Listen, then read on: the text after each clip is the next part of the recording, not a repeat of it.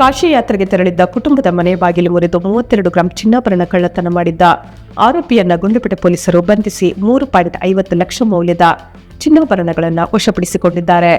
July 6ರಂದು ಕುಟುಂಬ ಕಾಶಿ ಯಾತ್ರೆಗೆ ತೆರಳಿದ್ದು, ಜುಲೈ 14ರಂದು ಮನೆಗೆ ವಾಪಸ್ಸಾದಾಗ ಬಾಗಿಲು ಮುರಿದಿರುವುದು ಕಂಡು ಬಂದಿತ್ತು. ಬೀರಿನಲ್ಲಿದ್ದ ಚಿನ್ನದ ಚೈನ್, ಜುಮ್ಕಿ, ಫ್ಯಾನ್ಸಿ ಓಲೆ ಹಾಗೂ ಡ್ರಾಪ್ಸ್ ಸೇರಿದಂತೆ ಒಟ್ಟು 32 ಗ್ರಾಂ ಚಿನ್ನಾಭರಣ ಕಳ್ಳತನವಾಗಿರುವ ಬಗ್ಗೆ ಚಂದನಾ ಅವರು ಪೊಲೀಸ್ ಠಾಣೆಗೆ ದೂರು ನೀಡಿದ್ದರು. ಪ್ರಕರಣದ ತನಿಖೆಗಾಗಿ ಜಿಲ್ಲಾ ಪೊಲೀಸ್ ಅಧೀಕ್ಷಕರಾದ ಮುತ್ತುರಾಜ್ ಎಂ ಐಪಿಎಸ್ ರವರ ನಿರ್ದೇಶನದಂತೆ ವಿಶೇಷ ತಂಡ ರಚಿಸಲಾಗಿತ್ತು. ತಂಡವು ಸತತ ತನಿಖೆ ನಡೆಸಿ ಆಗಸ್ಟ್ 17ರಂದು ಈಶ್ವರ್ ಅಲಿಯಾಸ್ ಈಶಾ ಅಲಿಯಾಸ್ ಶಿವ ಎಂಬಾತನನ್ನ ವಶಕ್ಕೆ ಪಡೆದು ವಿಚಾರಣೆ ನಡೆಸಿದ್ದಾರೆ. ವಿಚಾರಣೆ ವೇಳೆ ಆರೋಪಿಯಿಂದ ಕಳುವಾಗಿದ್ದ 32 ಗ್ರಾಂ ಚಿನ್ನಾಭರಣಗಳನ್ನು ವಶಪಡಿಸಿಕೊಳ್ಳಲಾಗಿದೆ. ಇವುಗಳ ಅಂದಾಜು ಮೌಲ್ಯ 3.50 ಲಕ್ಷ ಎಂದು ಪೊಲೀಸರು ತಿಳಿಸಿದ್ದಾರೆ. ತನಿಖಾ ತಂಡದಲ್ಲಿ ಗುಂಡ್ಲುಪೇಟೆ ಪೊಲೀಸ್ ಠಾಣೆಯ circle inspector Jayakumar, PI Naresh Kumar, PSI Shivakumar P ಸೇರಿದಂತೆ ಪೊಲೀಸ್ ಸಿಬ್ಬಂದಿ ಹಾಗೂ ಜಿಲ್ಲಾ ಸಿಡಿಆರ್ ವಿಭಾಗದ ಅಧಿಕಾರಿಗಳು ಉಪಸ್ಥಿತರಿದ್ದರು. ಗುಂಡ್ಲುಪೇಟೆ ಪಟ್ಟಣದ ಸರ್ಕಾರಿ ಆಸ್ಪತ್ರೆ ಎದುರು ಅಬ್ದುಲ್ ವಾಹಿದ್ ಅವರಿಗೆ ಸೇರಿದ ಕಾರ್ ಗ್ಯಾರೇಜ್ ಹಾಗೂ ಗುಜರಿ ಅಂಗಡಿಯಲ್ಲಿ ಮಂಗಳವಾರ ಮುಂಜಾನೆ ಸುಮಾರು 4:30 ವೇಳೆಗೆ ಏಕಾಏಕಿ ಬೆಂಕಿ ಕಾಣಿಸಿಕೊಂಡಿದೆ. ಗುಜರಿ ಅಂಗಡಿಯಲ್ಲಿದ್ದ ಅಪಾರ ಪ್ರಮಾಣದ ವಸ್ತುಗಳು ಸುಟ್ಟು ಭಸ್ಮವಾಗಿವೆ. ಬೆಂಕಿ ಸುತ್ತಮುತ್ತಲಿನ ಪ್ರದೇಶಕ್ಕೂ ಆವರಿಸಿಕೊಳ್ಳುತ್ತಿದ್ದಂತೆ ಸ್ಥಳೀಯರು ಅಗ್ನಿಶಾಮಕ ದಳಕ್ಕೆ ಮಾಹಿತಿ ನೀಡಿದ್ದಾರೆ.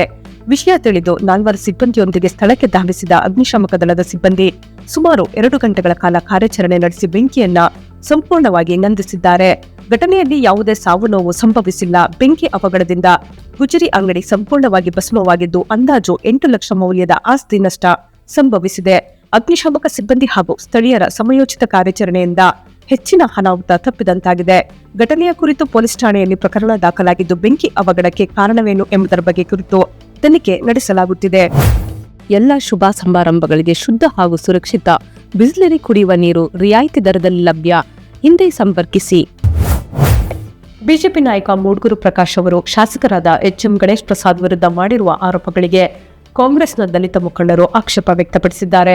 ಭಾನುವಾರ ಕಾಂಗ್ರೆಸ್ ಕಚೇರಿಯಲ್ಲಿ ಸುದ್ದಿಗೋಷ್ಠಿ ನಡೆಸಿದ ಮುಖಂಡರು ಬಿಜೆಪಿ ರಾಜಕೀಯ ಲಾಭಕ್ಕಾಗಿ ಶಾಸಕರ ವಿರುದ್ಧ ಸುಳ್ಳು ಆರೋಪ ಮಾಡುತ್ತಿದ್ದಾರೆ. ಶಾಸಕರಾದ ಎಚ್ಎಂ ಗಣೇಶ್ ಪ್ರಸಾದ್ ರವರು ಎಲ್ಲ ಸಮುದಾಯಗಳ ಅಭಿವೃದ್ಧಿಗೆ ಕೆಲಸ ಮಾಡಿದ್ದಾರೆ ಎಂದರು.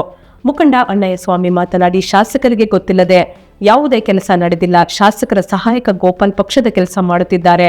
ಎಸ್ಸಿಪಿ ಟಿಎಸ್ಪಿ ಯೋಜನೆಯಡಿ 17.80 ಕೋಟಿ ಅನುದಾನ ತರಲಾಗಿದೆ. ಸಂಗಮ ಪ್ರತಿಷ್ಠಾನದ ಮೂಲಕ ಸಾವಿರಾರು ವಿದ್ಯಾರ್ಥಿಗಳಿಗೆ ಸಹಾಯ ಮಾಡಲಾಗಿದೆ ಎಂದರು.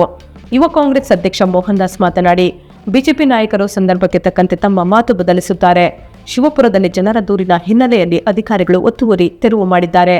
ಇದರಲ್ಲಿ ಶಾಸಕರ ಯಾವುದೇ ಪಾತ್ರವಿಲ್ಲ. ಅಭಿವೃದ್ಧಿ ವಿಚಾರದಲ್ಲಿ ಚರ್ಚೆಗೆ ನಾವು ಸಿದ್ಧರಿದ್ದು ಬಿಜೆಪಿಯವರು ಬಹಿರಂಗ ಚರ್ಚೆಗೆ ಬರಲಿ ಎಂದು ಸವಾಲು ಹಾಕಿದರು. ಈ ಸಂದರ್ಭದಲ್ಲಿ ಗಂಗಾಧರ್, ಅಜಯ್ ಶಂಭೋ, ಸೋಮಹಳ್ಳಿ ರವಿ, ಶ್ರೀನಿವಾಸ್ ಪಾಳ್ಯ, ಶ್ರೀನಿವಾಸ್ ಚಿರುಕುನಳ್ಳಿ, ಸದಾ ಬೇಗೂರು ಸೇರಿದಂತೆ ಹಲವು ಮುಖಂಡರು ಉಪಸ್ಥಿತರಿದ್ದರು. ಗುಂಡ್ಲುಪೇಟೆ ಪಟ್ಟಣದ ಪ್ರಮುಖ ರಸ್ತೆಗಳಲ್ಲಿ ಅಡ್ಡಾದಿಡ್ಡಿಯಾಗಿ ಸಂಚರಿಸುತ್ತಾ ರಸ್ತೆಯಲ್ಲೇ ಮಲಗುತ್ತಿದ್ದ ಬಿಡಾಡಿ ಜಾನುವಾರುಗಳ ವಿರುದ್ಧ ಪುರಸಭಾಧಿಕಾರಿಗಳು ಕಾರ್ಯಾಚರಣೆ ನಡೆಸಿದ್ದಾರೆ. ಕಾರ್ಯಾಚರಣೆಯಲ್ಲಿ 3 ದೊಡ್ಡ ಹಾಗೂ 5 ಸಣ್ಣ ಸೇರಿದಂತೆ ಒಟ್ಟು 8 ಜಾನುವಾರುಗಳನ್ನು ವಶಕ್ಕೆ ಪಡೆಯಲಾಗಿದೆ. ಸಾರ್ವಜನಿಕರಿಗೆ ಹಾಗೂ ವಾಹನ ಸವಾರರಿಗೆ ತೊಂದರೆಯಾಗುತ್ತಿರುವ ಬಗ್ಗೆ ಹಲವು ದಿನಗಳಿಂದ ದೂರುಗಳು ಬಂದ ಹಿನ್ನೆಲೆಯಲ್ಲಿ ಈ ಕ್ರಮ ಕೈಗೊಳ್ಳಲಾಗಿದೆ. ಪರಿಸರ ಅಭಿಯಂತರ ಮಹೇಶ್, ಆರೋಗ್ಯ ನಿರೀಕ್ಷಕರಾದ ಸುಷ್ಮಾ ಹಾಗೂ ಪರಮೇಶ್ ನೇತೃತ್ವದಲ್ಲಿ ಸಿಬ್ಬಂದಿ ಕಾರ್ಯಾಚರಣೆ ನಡೆಸಿತ್ತು. ಈ ವೇಳೆ ಜಾನುವಾರುಗಳ ಮಾಲೀಕರು ಪುರಸಭೆಗೆ ಆಗಮಿಸಿ ಮೇವಿನ ಕೊರತೆ ಹಾಗೂ ಬಡತನದ ಕಾರಣದಿಂದ ಜಾನುವಾರುಗಳನ್ನು ಹೊರಗೆ ಬಿಡಲಾಗಿತ್ತು ಎಂದು ತಿಳಿಸಿ ಇನ್ನು ಮುಂದೆ ರಸ್ತೆಗೆ ಬಿಡುವುದಿಲ್ಲ ಎಂದು ಮನವಿ ಮಾಡಿದ್ದರು. ಮಾಲೀಕರ ಮನವಿಯನ್ನ ಪರಿಗಣಿಸಿದ ಪುರಸಭಾ ಮುಖ್ಯಾಧಿಕಾರಿಗಳು ಪ್ರತಿ ಜಾನುವಾರಿಗೆ ರು 500 ದಂಡ ವಿಧಿಸಿ ಕಟ್ಟುನಿಟ್ಟಿನ ಎಚ್ಚರಿಕೆ ನೀಡಿ ಜಾನುವಾರುಗಳನ್ನು ಬಿಡುಗಡೆ ಮಾಡಿದ್ದಾರೆ. ಮುಂದೆ ರಸ್ತೆಗೆ ಜಾನುವಾರುಗಳನ್ನು ಬಿಟ್ಟರೆ ಯಾವುದೇ ಮುನ್ಸೂಚನೆ ನೀಡದೆ ಮೈಸೂರಿನ ಪಿಂಜಾರಪೋಲ್ಗೆ ಕಳುಹಿಸಲಾಗುವುದು ಹಾಗೂ ಮಾಲೀಕರ ವಿರುದ್ಧ ಕಾನೂನು ಕ್ರಮ ಕೈಗೊಳ್ಳಲಾಗುವುದು ಎಂದು ಮುಖ್ಯಾಧಿಕಾರಿಗಳು ಎಚ್ಚರಿಸಿದ್ದಾರೆ. 4ನೇ ಹಂತದ ಕೆರೆಗಳಿಗೆ ನೀರು ತುಂಬಿಸುವಂತೆ ಒತ್ತಾಯಿಸಿ ಆ ವ್ಯಾಪ್ತಿಯ ರೈತರು ಪಟ್ಟಣದಲ್ಲಿ ಪ್ರತಿಭಟನೆ ನಡೆಸಿದರು. ಪಟ್ಟಣದ ಹಳೆ ಪ್ರವಾಸಿ ಮಂದಿರದ ಬಳಿಯಿಂದ ಆರಂಭವಾದ ಪ್ರತಿಭಟನಾ ಮೆರವಣಿಗೆ ರಾಷ್ಟ್ರೀಯ ಹೆದ್ದಾರಿ ಮಾರ್ಗವಾಗಿ ತಾಲೂಕು ಕಚೇರಿಯವರೆಗೆ ಸಾಗಿತು.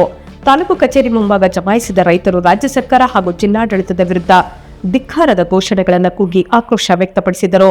ಪ್ರತಿಭಟನೆಯಲ್ಲಿ ಮಾತನಾಡಿದ ರೈತ ಮುಖಂಡ ಎಸ್ವಿ ಮಹದೇವ ಸ್ವಾಮಿ, 3ನೇ ಹಂತದ ಕೆರೆಗಳಿಗೆ ನೀರು ಬಿಡಲು ಸೂಚನೆ ನೀಡಿದಾಗ ಜಿಲ್ಲಾಧಿಕಾರಿಗಳು 4ನೇ ಹಂತದ ರೈತರೊಂದಿಗೆ ಸಮಾಲೋಚನೆ ನಡೆಸಲಿಲ್ಲ. ಸೆಪ್ಟೆಂಬರ್ 6ರಿಂದ 3 ತಿಂಗಳ ಕಾಲ 4ನೇ ಹಂತದ ಕೆರೆಗಳಿಗೆ ನೀರು ತುಂಬಿಸಲು ಕ್ರಮ ಕೈಗೊಳ್ಳಬೇಕು ಎಂದು ಆಗ್ರಹಿಸಿದ್ದರು. ಯರಿಯೂರು, ವಡಗೆರೆ ಸೇರಿದಂತೆ 10 ಕೆರೆಗಳಿಗೆ 3 ತಿಂಗಳಲ್ಲಿ ನೀರು ತುಂಬಿಸಲು ಸಾಧ್ಯವಿಲ್ಲ. ಕೇವಲ ಬಸವನಗಿರಿ ಕೆರೆಗೆ ನೀರು ತುಂಬಿಸಲು 3ರಿಂದ 4 ತಿಂಗಳು ಬೇಕು. ಗುರುತ್ವಾಕರ್ಷಣೆಯ ಮೂಲಕ ನೀರು ತುಂಬಿಸಿದರೆ ಅಂತರ್ಜಲ ಹೆಚ್ಚಾಗುತ್ತದೆ. ಆದರೆ ಶಾಸಕರು ಪೈಪ್ಲೈನ್ ಮೂಲಕ ನೀರು ತುಂಬಿಸಬೇಕು ಎನ್ನುತ್ತಿದ್ದಾರೆ. ಅದಕ್ಕೆ ಸುಮಾರು 250 ಕೋಟಿ ರು ವೆಚ್ಚವಾಗುತ್ತದೆ ಎಂದರು. ನಮಗೆ ಬೇಕಿರುವುದು ಕೇವಲ 1 ಟಿಎಂಸಿ ನೀರು. ಆದರೆ ಪ್ರತಿ ವರ್ಷ ತಮಿಳುನಾಡಿಗೆ 177 ಟಿಎಂಸಿ ನೀರು ಬಿಡಲಾಗುತ್ತಿದೆ. ಇದು ರೈತರಿಗೆ ಮಾಡುತ್ತಿರುವ ಅನ್ಯಾಯ ಎಂದು ಕಿಡಿಕಾರಿದರು.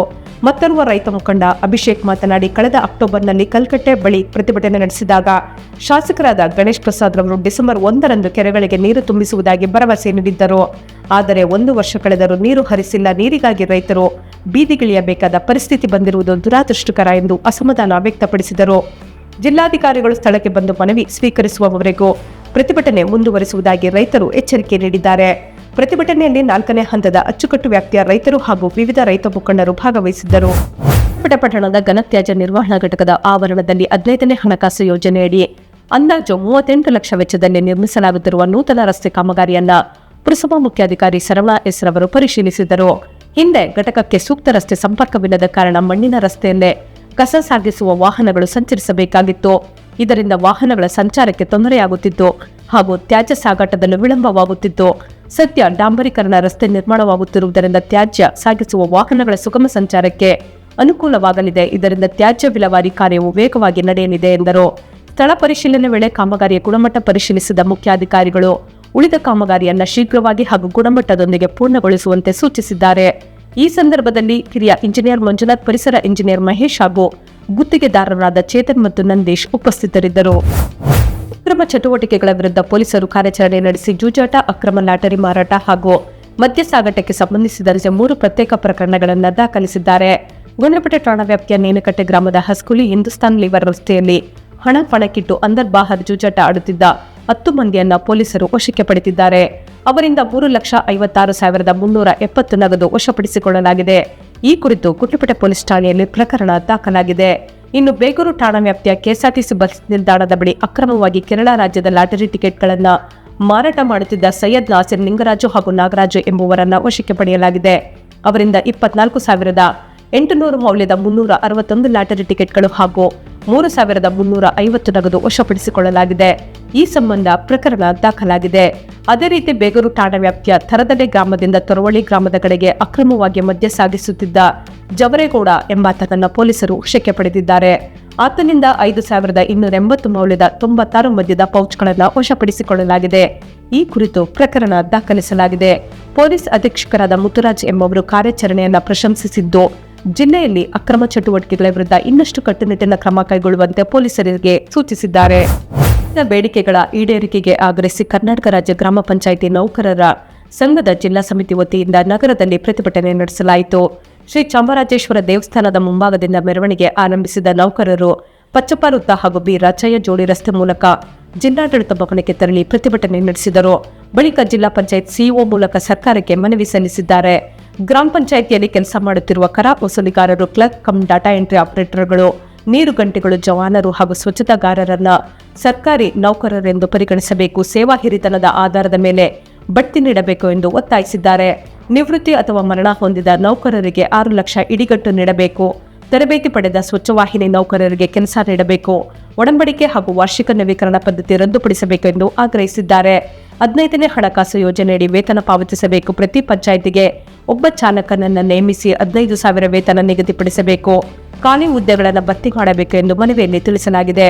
ಪ್ರತಿಭಟನೆಯಲ್ಲಿ ಸಂಘದ ಪದಾಧಿಕಾರಿಗಳು ಹಾಗೂ ಜಿಲ್ಲೆಯ ವಿವಿಧ ಗ್ರಾಮ ಪಂಚಾಯಿತಿಗಳ ನೌಕರರು ಭಾಗವಹಿಸಿದ್ದರು.